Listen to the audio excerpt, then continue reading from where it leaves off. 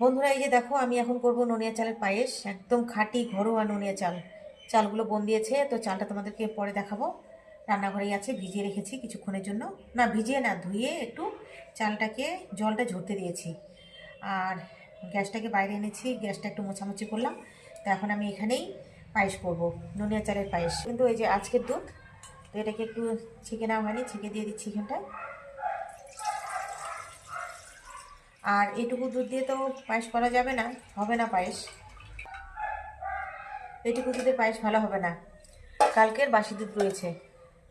এই যে দেখো, দুধটাকে জাল করে নিয়ে একদম ঘন একটা সর তৈরি করেছে। এটাই, এই যে এদিকে দেখো, এই যে চারিদিকে দেখো সর লেগে আছে।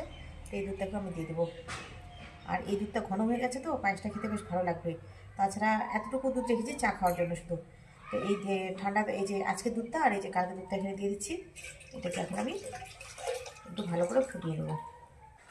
একটু পাতলা করে নামাতে হবে, না হলে তো জমে যাবে পায়েস। তেজপাতা কিন্তু অনেকগুলো দিয়েছি, যেন সেন্ট হয়।